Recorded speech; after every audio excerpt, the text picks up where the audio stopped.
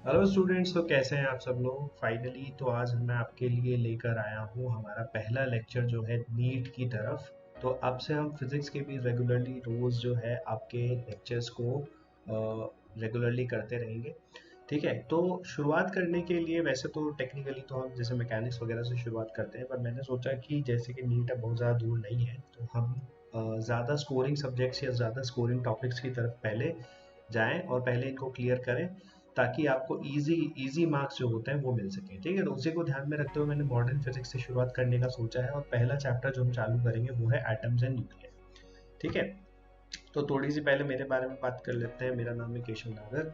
ठीक है, IIT Delhi BTech, और ये और कुछ इन्फॉर्मेशन है जो आप मेरे बारे में देख सकते हो। ठीक है, अब थोड़ा सा बात कर लेते हैं कि आखिर कितने मार्क्स की आती है ये। ठीक है, मतलब ये क्यों इम्पोर्टेंट है, या पहले क्यों हम इसको पढ़ रहे हैं। तो अगर आप देखो परसेंटेज वेटेज के हिसाब से, तो सबसे ज़रूरी तो आपका हमेशा की तरह मैकेनिक्स ही रहेगा। ठीक है, जो कि आपका लगभग लगभग, ठीक है, वन थर्ड से ज़्यादा आता है। ठीक है, यानी कि अगर आपका मैकेनिक्स, पर मैकेनिक्स जो है वो एक टॉपिक नहीं है, मैकेनिक्स में बहुत सारे टॉपिक्स आते हैं। ठीक है, 7-8 टॉपिक्स है उसमें। तो मैकेनिक्स को अकेला देखेंगे अगर आप, तो वो बहुत बड़ा है, पर उसका अगर आप परसेंटेज वाइज देखें, मतलब परसेंटेज वाइज देखोगे, तो लगेगा अरे यार 40% तो आपका सिर्फ मैकेनिक्स ही है। बात सही है, पर मैकेनिक्स में बहुत सारा फिर आपको पढ़ना भी पड़ता है।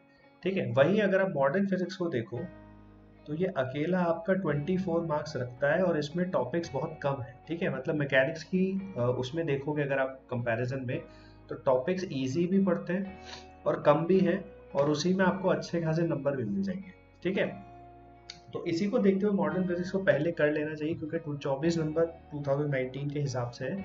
ठीक है, तो इतना ही लगभग आता है तकरीबन, मतलब 10 to 15% मॉडर्न फिजिक्स का रहता ही रहता है पूरे आपके नीट के अंदर। तो ये बहुत ही, कह लीजिए, आपके लिए बहुत ही रखे हुए नंबर है, क्योंकि इसमें बहुत ज़्यादा दिमाग नहीं लगाना होता। सिंपल सिंपल सिंपल चीज़ें होती है, सिंपल फार्मूले होते हैं, वो आप पढ़ लीजिए और आपका मॉडर्न फिजिक्स कंप्लीट हो जाएगा, और 24 नंबर सीधे आपके पास आ जाएंगे। ठीक है, चलिए, और जैसे कि मैं देख रहा हूँ कि मॉडर्न फिजिक्स ज़्यादा से ज़्यादा उसकी प्रोमिनेंस बढ़ती जा रही है। ठीक है, मॉडर्न फिजिक्स को ज़्यादा से ज़्यादा एग्जाम से ज़्यादा देने की कोशिश करते हैं। ठीक है, तो चलिए, मॉडर्न फिजिक्स में पहला टॉपिक आज हम जो पढ़ रहे हैं एटम्स एंड न्यूक्लियर, उसमें पहला चीज़ है डिस्चार्ज ट्यूब एक्सपेरिमेंट्स। अब ये चीज़ है क्या? देखिए, हमें ये चीज़ पहले से पता है कि आपका जो एक कोई भी चीज़ होती है, कोई भी एटम होता है, हर चीज़ एटम से बनी है। अब एटम्स के अंदर क्या होते हैं, प्रोटॉन्स होते हैं जो कि न्यूक्लियस के अंदर होते हैं। तो इलेक्ट्रॉन जो होता है वो बाहर आपका घूम रहा होता है, मतलब ये चीज़ तो हमें पता ही है कि प्रोटॉन होता है और उसके आसपास जो है आपके इलेक्ट्रॉन्स घूम रहे होते हैं, ये चीज़ हमें पहले से पता है। तो डिस्चार्ज ट्यूब में किया क्या जाता है कि दो इलेक्ट्रोड लगाए जाते हैं। इलेक्ट्रोड का मतलब है, एक को दिया जाता है पॉजिटिव पोटेंशियल। ठीक है, अब यहाँ पॉजिटिव चार्ज बोलने का कोई मतलब नहीं है, पॉजिटिव पोटेंशियल, और एक को दिया जाता है नेगेटिव पोटेंशियल। ठीक है, जो भी मतलब। ठीक है, अब इससे होता क्या, इससे ये होता है कि जिस तरफ आप नेगेटिव पोटेंशियल दे रहे हो, उस तरफ आप एक तरह से इलेक्ट्रॉन्स जबरदस्ती भर रहे हो, मतलब वहां पर आप एक्स्ट्रा इलेक्ट्रॉन्स जो है देने की एक तरह से कोशिश कर रहे हो। दूसरी तरफ जब पॉजिटिव है, वहां पर एक तरह से इलेक्ट्रॉन्स का रहना थोड़ा सा मुश्किल हो गया। ठीक है, तो यहाँ से इलेक्ट्रॉन्स जो है दूर जाने की कोशिश करेंगे। तो होगा क्या, और बीच में, हाँ, बीच में जो गैस है उसका प्रेशर आप बहुत कम कर देते हो। रीजन क्या है ऐसा करने का, कि अगर कोई भी चीज इस इलेक्ट्रोड से इस इलेक्ट्रोड तक आना चाहे, भाई अब कोई यहाँ नेगेटिव से पॉजिटिव की तरफ आना चाहेगा, तो कैसे आएगा, इसी मीडियम के थ्रू आएगा। अब उस मीडियम में अगर बहुत सारे पार्टिकल्स हैं, जो उस, जो भी चीज आ रही है उसको टकरा करके कहीं और भेज सकते हैं। ठीक है, उसको, वो आपको नहीं चाहिए। तो आप उस मीडियम को जितना हो सके खाली करने की कोशिश करते हो, ताकि उसको सीधा रास्ता मिल पाए यहाँ तक आने का। ठीक है, अब जब आप ऐसा कर देते हो, गैस को बहुत ज़्यादा कम प्रेशर पे ला दिया जाता है, और फिर बहुत ज़्यादा वोल्टेज जो है वो लगाया जाता है। वोल्टेज एक्चुअली में करता क्या है, हर इलेक्ट्रॉन को या हर चार्ज पार्टिकल को एनर्जी देने की बात करता है। ठीक है, मतलब कि अगर आपके पास 5 वोल्ट का पोटेंशियल डिफरेंस है, तो ये हर 1 कूलाम चार्ज को 5 जूल एनर्जी देगा। ठीक है, मतलब अगर आप 1 कूलाम चार्ज इसको देते हो, तो ये उसको 5 जूल एनर्जी देगा। ठीक है, 20 वोल्ट है, अगर उसको दोगे तो ये 20 जूल एनर्जी देगा। तो पोटेंशियल डिफरेंस एक्चुअली में करता क्या है, कि हर चार्ज को कितनी एनर्जी आप दे सकते हो, ये आपका पोटेंशियल डिफरेंस बताता है। तो अगर आप इन दोनों के पॉइंट्स के बीच में पोटेंशियल डिफरेंस बढ़ाते जा रहे हो, तो ऐसे समझो कि एक पॉजिटिव चार्ज या नेगेटिव चार्ज जब इस एक इलेक्ट्रोड से दूसरे इलेक्ट्रोड की तरफ जाएगा तो उसको उतनी ही ज्यादा एनर्जी मिलेगी। जितना पोटेंशियल डिफरेंस बढ़ाते जाओगे उतनी ही ज्यादा एनर्जी मिलेगी। तो जब पोटेंशियल डिफरेंस बहुत ज्यादा हो जाता है तो फाइनली क्या होता है, फाइनली आपके इलेक्ट्रॉन एटम्स में से निकलकर, यहाँ पर जो इलेक्ट्रोड है इसके एटम्स में से निकलकर बाहर आ जाते हैं और वो यहाँ से इस तरफ ट्रैवल करना शुरू करते हैं।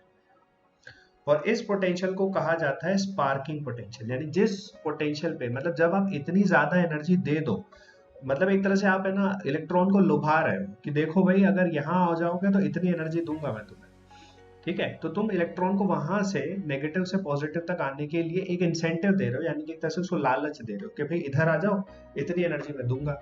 और जितना ज्यादा लालच दोगे उतना ही आसान होगा इलेक्ट्रॉन के लिए वहां से वहां आना। जैसे मैं आपसे कहूँ यार 10 रुपए मैं दे रहा हूँ, यहाँ से सामान लेके आ जाओ, तो नहीं लाओगे, हो सकता है आपको कि 10 रुपए वर्थ नहीं है। तो मैं अब धीरे धीरे उस गेम को बढ़ाता जाऊँ, मैं कहूंगा चलो 20, चलो 50, चलो 100, ठीक है। तो एक पॉइंट आएगा, मान लो 100 रुपए, वहां पर आप कहोगे कि ठीक है मैं चले जाऊँ।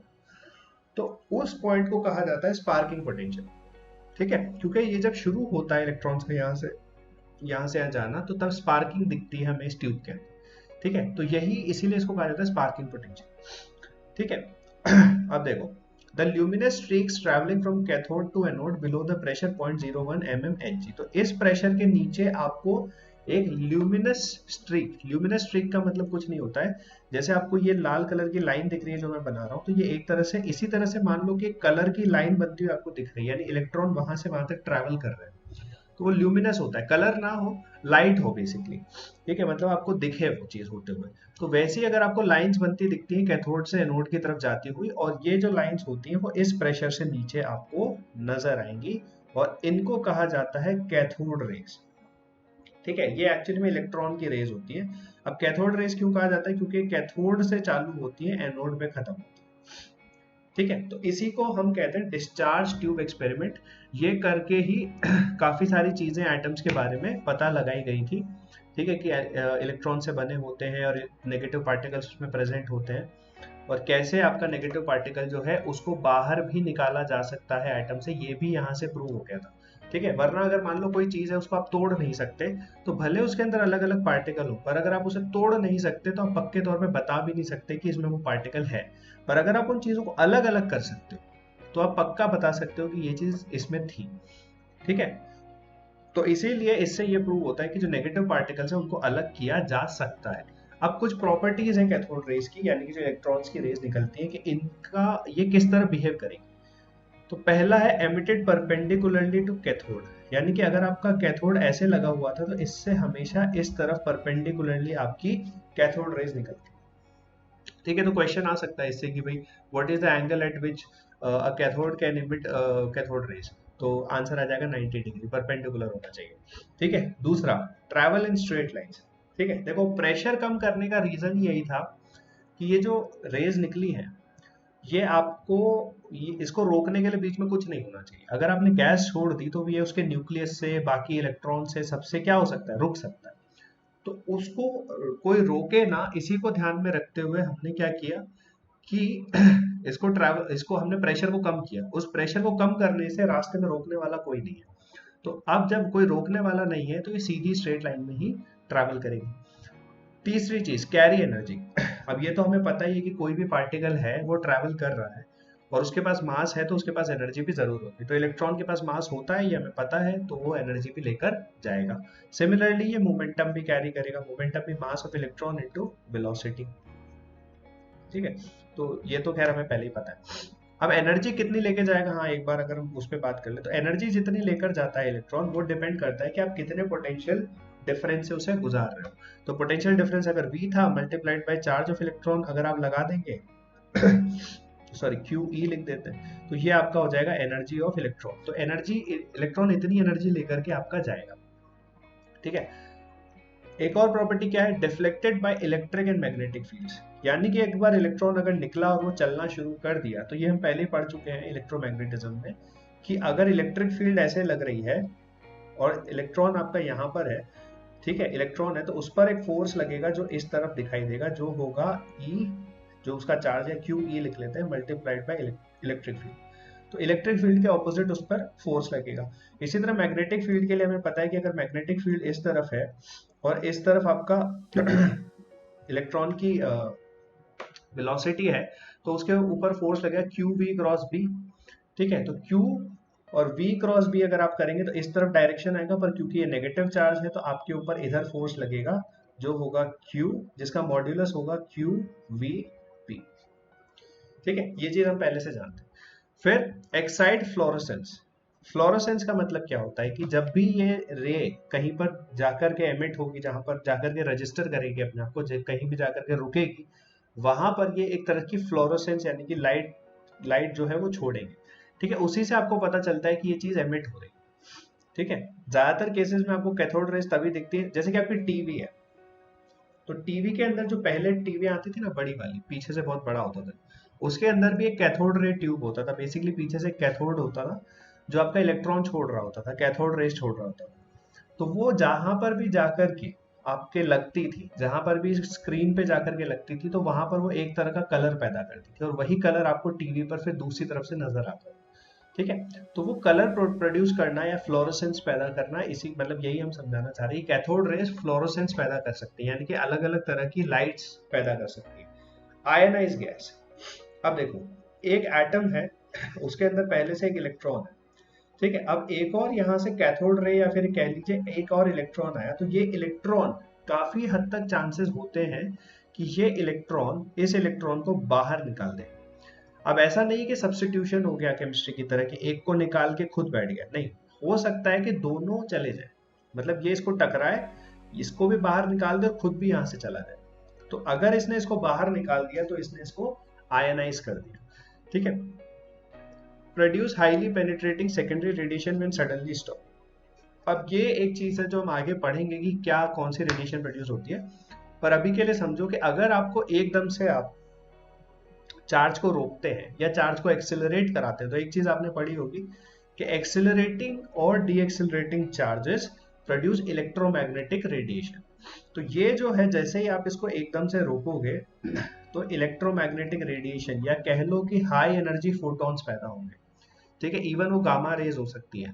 ठीक है, अगर बहुत ज्यादा एनर्जी है आपके इलेक्ट्रॉन्स के पास या कैथोड रेज के पास, तो एकदम से अगर आप इन्हें रोकेंगे तो इलेक्ट्रोमैग्नेटिक रेडिएशन पैदा होगी, क्योंकि ये डीएक्सेलरेटिंग चार्ज मिल जाएगा। क्योंकि एक इलेक्ट्रॉन था, आ रहा था, आपने उसको सडनली रोक दिया, यानी कि आपने बहुत ज्यादा डीएक्सेलरेशन प्रोड्यूस किया, जिसकी वजह से ईएम वेव्स पैदा होंगे। ठीक है, और इफेक्ट फोटोग्राफिक प्लेट, ये तो हम जानते हैं कि अगर आप एक फोटोग्राफिक प्लेट लें और उस पर इलेक्ट्रॉन्स डालें तो वो उस फिल्म को खराब कर देता है, यानी कि उस फिल्म में रिएक्शन क्रिएट करने लग जाएगा, जिस रिएक्शन की वजह से आपका फोटो खिंचता था पहले। ठीक है, रील जो आती थी, तो अगर आप उस रील को इलेक्ट्रॉन्स के सामने कैथोड रेज में रखते हैं तो वो रील खराब हो जाएगी। ठीक है, अब जे थॉमसन ने इसके बाद इन एक्सपेरिमेंट से इलेक्ट्रॉन के मास और चार्ज के बीच में एक सिंपल सा रिलेशन बताया। ठीक है, तो यहीं पर हम वो पढ़ रहे हैं कि सिर्फ इलेक्ट्रॉन के लिए अगर उस रिलेशन को देखा जाए तो उसकी वैल्यू होती है E by M is equal to E square upon 2v_p square. ठीक है, ये आपके जब एक परपेंडिकुलर इलेक्ट्रिक फील्ड और मैग्नेटिक फील्ड को लगाया जाता है और एक स्पेसिफिक वेलोसिटी पे जब इलेक्ट्रॉन को भेजा जाता है, ठीक है, जिसको हम वेलोसिटी सेलेक्टर भी कहते थे अगर आपको याद हो, उस तरह का एक सेटअप करके इसको E बाय एम को मालूम किया जा सकता है। और उसका फॉर्मूला सीधा सा ये आता है कि आप एक इलेक्ट्रिक फील्ड ऐसे लगाइए और एक मैग्नेटिक फील्ड उसके परपेंडिकुलर लगाइए, और उसका यूज करके आप E बाय एम का रेशियो निकालते हैं, और इलेक्ट्रॉन के लिए वो निकल कर आता है 1.76 इंटू 10⁻11 कूलाम पर किलोग्राम। ठीक है, ये आपका है E बाय एम रेशियो। ठीक है, अब ये बहुत सारी प्रॉपर्टीज में काम आता है कि E बाय एम रेशियो क्या करेगा। बेसिकली ये है कि जितनी बड़ी ये वैल्यू होगी, चार्ज उतना ही ज्यादा इफेक्ट करेगा प्रॉपर्टीज को, और अगर ये वैल्यू छोटी होगी तो मास ज्यादा इफेक्ट करेगा प्रॉपर्टीज को। ठीक है, तो दोनों बस ये है कि ग्रेविटी ज्यादा काम करेगी या इलेक्ट्रोमैग्नेटिक फोर्स ज्यादा काम करेगी। ठीक है, जैसे नॉर्मल जो सिंपल मास वाले ऑब्जेक्ट्स होते हैं वो आपके मास उनमें चार्ज नहीं होता, तो यहाँ वहां पर आपका ये जो है मिनिमम वैल्यू ले लेता है, यानी कि 0। तो वहां पर सारा का सारा इफेक्ट सिर्फ मास का होता है। ठीक है, पर ऐसा कभी नहीं हो सकता कि इलेक्ट्रिक फील्ड आपकी सॉरी चार्ज हो जाए पर मास 0 हो जाए, क्योंकि अगर वो हो गया तो ये चीज इनफाइनाइट हो जाएगी, और ऐसा पॉसिबल नहीं है। और ये पढ़ चुके हैं कि चार्ज जो है वो बिना मास के एग्जिस्ट नहीं कर सकता, यानी कि इस चीज की वैल्यू कुछ ना कुछ तो जरूर होगी, 0 नहीं हो सकता, सॉरी इन्फिनिटी नहीं हो सकती, 0 हो सकती है। ठीक है। हाँ, और मास जो है वो चार्ज के बिना एग्जिस्ट कर सकता है, कि एक चीज है जिसके पास मास है पर नेट चार्ज उसका जीरो है। ठीक है, ये चीज हमने पढ़ी थी पहले। अब आते हैं अगला एक एक्सपेरिमेंट, बहुत ही इंपॉर्टेंट एक्सपेरिमेंट जिसको कहा जाता है, वो है Millikan's oil drop method for E by M. तो मिलिकन ने एक तरीका और बताया कि हम कैसे ई बाय एम रेशियो को मेजर कर सकते हैं, कैसे बता सकते हैं ई बाय एम रेशियो क्या। तो उन्होंने क्या किया, दो प्लेट्स लगाई सिंपल इस तरीके से, और दोनों पे चार्ज दिया, मतलब एक को पॉजिटिव चार्ज एक को नेगेटिव चार्ज, और यहाँ पर एक छोटा सा छेद बनाया और एक छोटी सी ऑयल ड्रॉप लिया। ऑयल ड्रॉप यानी कि तेल, तेल होता है, तेल की छोटी सी बूंद बनाई, उसको कुछ चार्ज दिया और उसको इस छेद में से नीचे गिरने दिया। ठीक है, तो जब वो ऊपर से नीचे आता है तो इस तरीके से उसको चार्ज दिया जाता है कि जो चार्ज उस पर है उसका उल्टा चार्ज ऊपर वाली प्लेट पर आपको मिलेगा, और सेम सॉरी उसका उल्टा चार्ज, हाँ उसका उल्टा चार्ज आपको ऊपर वाली प्लेट पर मिलेगा और सेम चार्ज आपको नीचे वाली प्लेट पर मिलेगा। यानी कि एक तरह से इस जो ड्रॉप है इसके ऊपर फोर्स जो लगवाया जाएगा इलेक्ट्रोमैग्नेटिक, वो ऊपर आएगा और नीचे इसके ऊपर mg लगेगा। ठीक है, तो कैसे किया जाता है, तो पहले सिर्फ इस ड्रॉप को टपकाया जाता है बिना किसी चार्ज दिए। ठीक है, तो जब इसको ऐसा किया जाता है तो इसके ऊपर सिर्फ दो फोर्सेज लग रही होती हैं, एक होती है mg और एक होती है विस्कस फोर्स। और विस्कस फोर्स हमें पता है होती है 6 pi eta are we one, जिसमें v1 है आपका टर्मिनल वेलोसिटी। ठीक है, यानी कि इस स्पीड से ज्यादा तेजी से ये बूंद नीचे नहीं गिर सकती, इस क्योंकि जैसे जैसे इसकी स्पीड बढ़ेगी नीचे आने की, वैसे वैसे ये ऊपर वाला फोर्स बढ़ेगा। एक टाइम आएगा जब ये फोर्स और mg बराबर हो जाएंगे। ठीक है और उस पॉइंट को आप कह सकते हैं कि v1 की वैल्यू होती है टर्मिनल वेलोसिटी। ठीक है, दूसरे केस में क्या होगा फिर, कि आप पार्टिकल को उसके ऊपर जो आपने ये दोनों पार्टिकल्स दिए हैं, मतलब ऊपर की प्लेट पर नेगेटिव चार्ज, नीचे पॉजिटिव चार्ज, उसकी वजह से इस ड्रॉप के ऊपर की तरफ एक फोर्स लगेगा जिसको हम कहेंगे QE माइनस Q। ठीक है, क्योंकि उसको आपने जो चार्ज दिया है ड्रॉप को वो इलेक्ट्रॉन्स है, तो उसके ऊपर जो फोर्स लगेगा वो ऊपर की तरफ लगेगा, और माइनस QE, इससे आपको कोई टेंशन लेने की जरूरत नहीं, बस बेसिकली ये है कि इलेक्ट्रॉन्स हैं उसके पास, तो उसके ऊपर फोर्स इस तरह लगाना है कि वो ऊपर की तरफ लगे। ठीक है, अब इस फोर्स के अंडर ये ऊपर जाना चाह रहा है और इसकी वेलोसिटी है v2, पर नीचे की तरफ लग रहा है mg फोर्स और विस्कस फोर्स।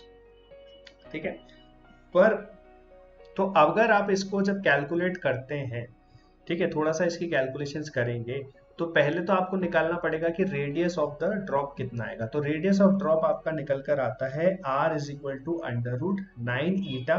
ईटा क्या है, कोफिशिएंट ऑफ विस्कोसिटी, v1 आपकी terminal velocity upon 2 into rho, rho यानी कि density of the drop into g. ठीक है, तो अगर आप इसको कैलकुलेट करते हैं तो r की वैल्यू आपको यहाँ से निकल कर आ जाएगी। ठीक है, और इससे आपको पता चलेगा कि जो चार्ज होगा, जो चार्ज होगा आपके किस पर, ड्रॉप के ऊपर, वो जब आप निकालेंगे तो वो निकल कर आता है minus Q is equal to 6 pi eta R v1 plus v2, यानी कि दोनों जो वेलोसिटीज हैं केस 1 में और केस 2 में, ये वाली दोनों का सम डिवाइडेड बाय इलेक्ट्रिक फील्ड, कि कितनी इलेक्ट्रिक फील्ड की जरूरत पड़ी। ठीक है, इससे आपको चार्ज पता चल जाएगा। तो चार्ज पता लगने से और आर पता लगने से क्या हो, आर पता लगा तो एक तरह से आपको मास ऑफ द ड्रॉप पता चल गया। ठीक है, या फिर आप बता सकते हैं कि उसमें कितना मास जो है वो इलेक्ट्रॉन्स का होगा। ठीक है, और Q जो है आपको यहाँ पर पता चल गया, इससे आप ये बता सकते हैं, या फिर आप जो चार्ज है उसको छोटा करते जाइए तो एक पॉइंट आएगा जब आप ये पता लगा सकते हैं कितना चार्ज यहाँ पर आपने दिया। ठीक है, टोटल आपके नंबर ऑफ इलेक्ट्रॉन्स कितने थे। ठीक है, तो उससे आप निकालते हैं चार्ज ऑफ, यहाँ पर आपने चार्ज निकाला और यहाँ पर आपने रेडियस निकाला। तो यही दो चीज आपको निकालने की जरूरत पड़ती है अगर मिलिकन ऑयल ड्रॉप मेथड में आपका आपसे पूछा जाता है तो। ठीक है, अब आ जाते हैं हम एमिशन ऑफ इलेक्ट्रॉन पे।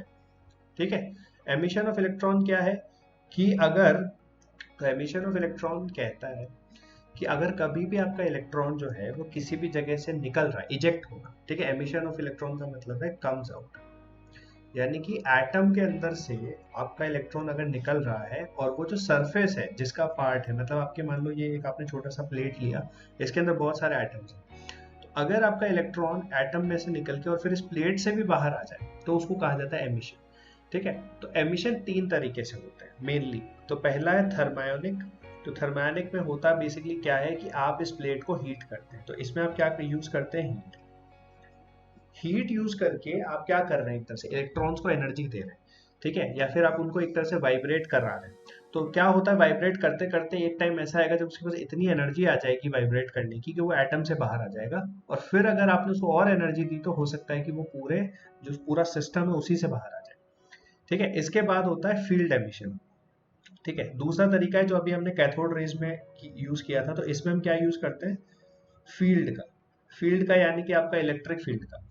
ठीक है, तो पहले में हमने हीट दी, दूसरे में हमने फील्ड दी। जैसे कैथोड रे ट्यूब में हमने क्या किया था, या फिर जो अभी हमने कैथोड रेस पढ़ा, कि दो इलेक्ट्रोड लो और उनके बीच में इतना पोटेंशियल ड्रॉप बना दो या इतना पोटेंशियल ड्रॉप दे दो कि इलेक्ट्रॉन निकल करके बाहर आ जाए। ठीक है, तो दूसरे में हम यूज करते हैं फील्ड का। और तीसरा है फोटो इलेक्ट्रिक, यहाँ पर यूज किया जाता है लाइट का। तो लाइट भी एक तरह की क्या है, एनर्जी है। तो अगर लाइट जा करके किसी इलेक्ट्रॉन को इतनी एनर्जी दे सके कि वो बाहर आ सके, तो उसको कहा जाएगा फोटो इलेक्ट्रिक एमिशन। ठीक है, तो हमारा जो अगला टॉपिक है वो यही है, बहुत इंपॉर्टेंट, कि फोटो इलेक्ट्रिक इफेक्ट है क्या। ठीक है, और आइंस्टाइन को जो है इसी चीज के लिए नोबेल प्राइज मिला था। ठीक है, वन ऑफ द ग्रेटेस्ट हमारे साइंटिस्ट रहे आइंस्टाइन फिजिक्स में।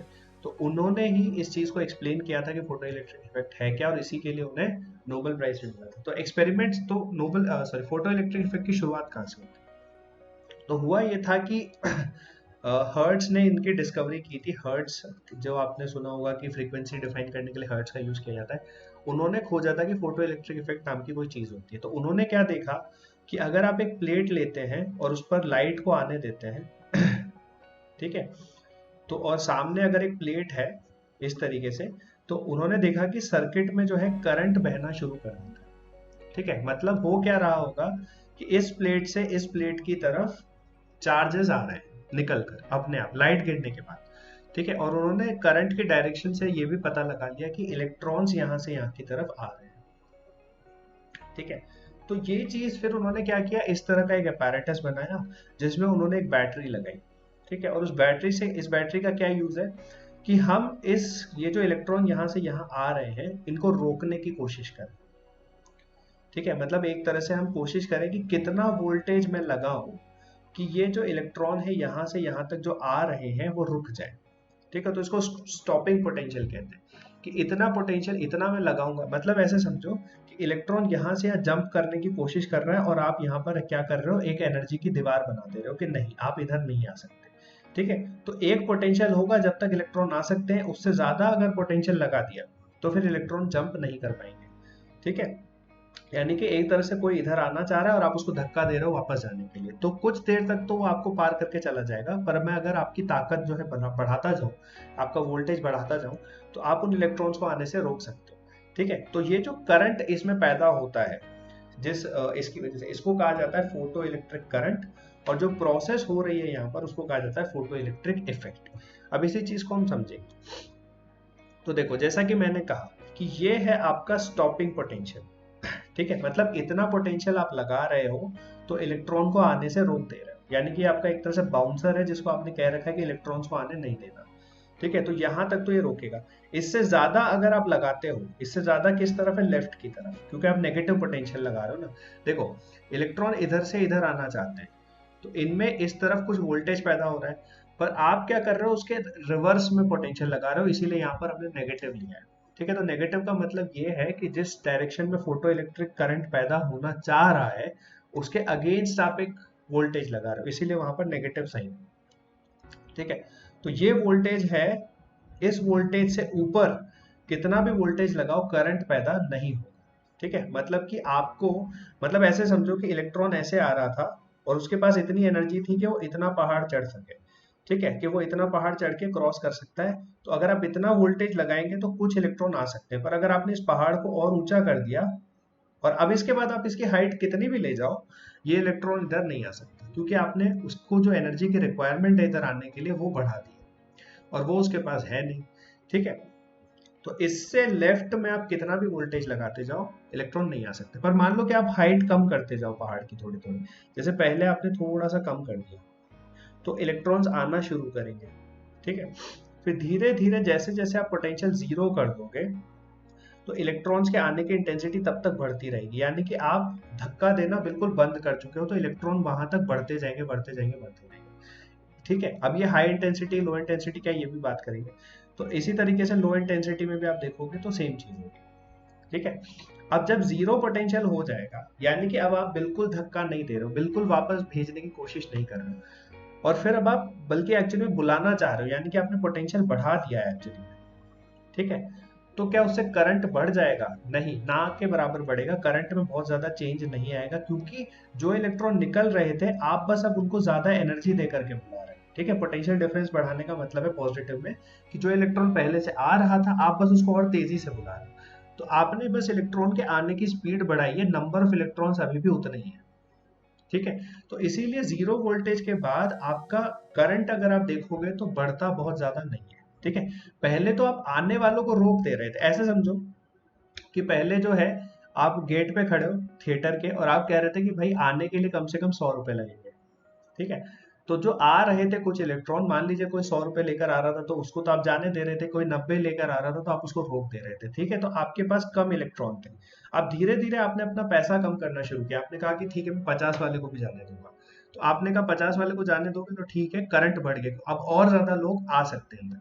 अब मान लीजिए आप जीरो पर आ गए, आपने कहा कि सबको फ्री है, अगर कोई यहाँ तक पहुंच सकता है तो वो थिएटर के अंदर भी जा सकता है। जैसे ही वो जीरो हुआ, पोटेंशियल जीरो हुआ, जो भी आ रहा था सबको अंदर जाने का मौका मिल गया। अब इससे हुआ क्या कि सब लोग आ रहे हैं, जितने आ सकते थे सब आ रहे हैं। अब आप पॉजिटिव कर रहे हो, यानी कि अब आप कह रहे हो कि भाई जो आएगा उसको मैं 10 रुपए दूंगा।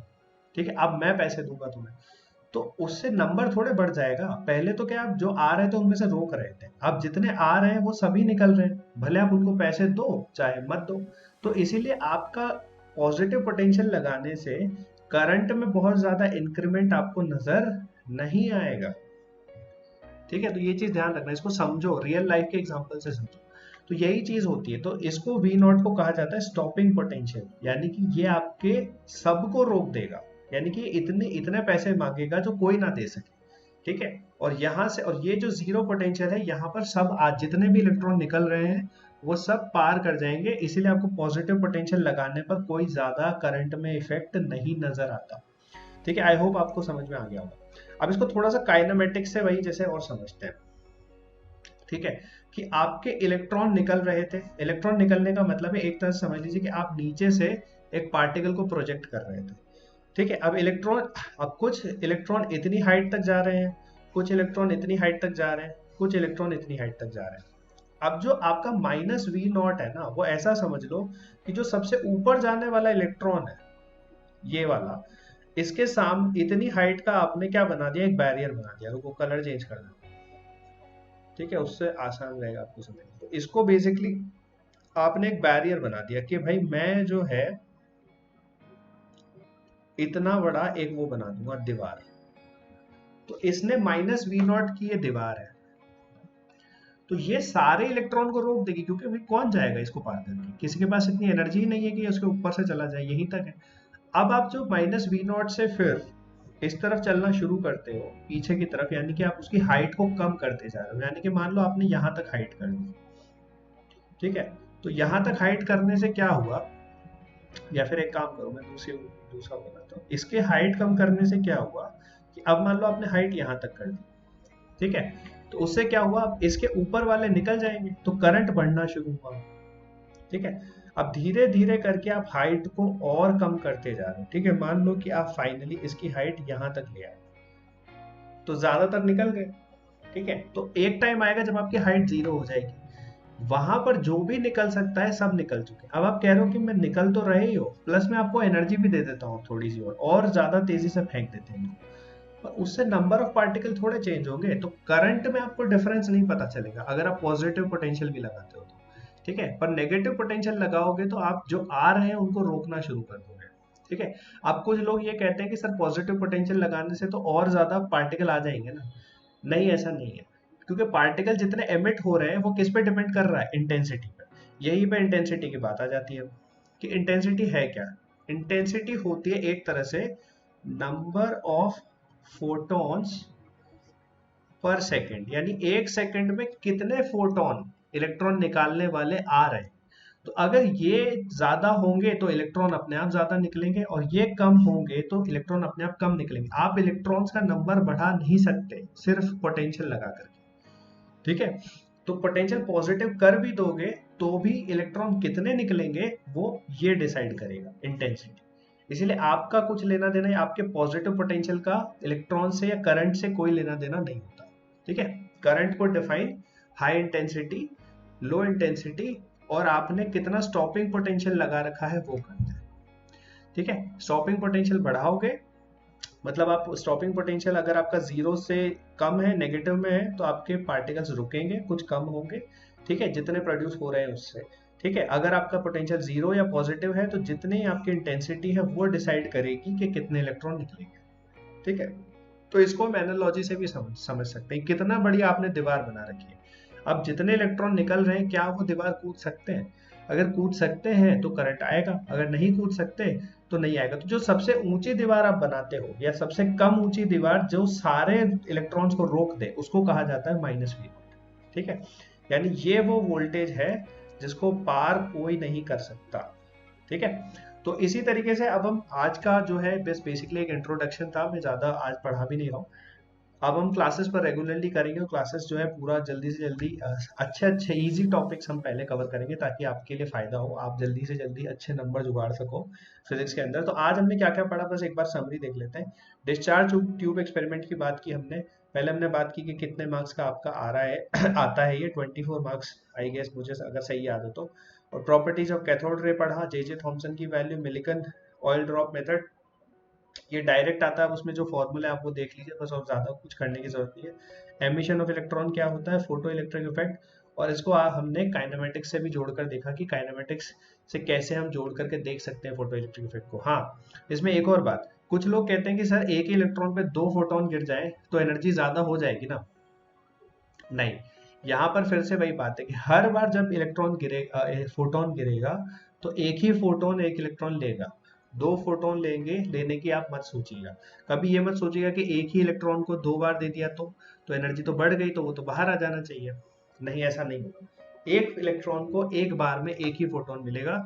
अगर वो दूसरा फोटोन लेना चाहता है तो पहले पहला वाला एमिट करेगा, तब वो दूसरा फोटोन लेगा, ठीक है। तो ऐसे ख्याल मत लाइएगा कि एक ही को सारे मिल जाएं तो फिर तो वो पार कर ही जाएगा ना दीवार को। नहीं, हम यही देखेंगे कि ये इसको एनर्जी मिली, क्या ये पार कर सकता है इस एनर्जी में, नहीं कर सकता तो नहीं कर सकता, ठीक है। फिर आप या तो कोई ज्यादा एनर्जी का इलेक्ट्रो फोटोन लाओ, फिर बात की जाएगी, ठीक है। तो ये होती है सिंपल सी एनालॉजी आपकी इलेक्ट्रॉन्स के साथ। तो थैंक यू सो मच। अब ऐसे ही हम मिलते रहेंगे रोज, क्योंकि अब नीट पास आ गया है और लगभग जल्दी इस पर डिसीजन आने वाला है, तो हम अब पीछे नहीं रहना चाहते, रेगुलरली इस चीज़ को करते रहेंगे, रेगुलर क्लासेस करेंगे। स्टार्टिंग हमेशा स्टार्टिंग इस बार मैंने की है मॉडर्न फिजिक्स से, तो इसी को आगे कंटिन्यू करेंगे और फिर उसके बाद देखेंगे।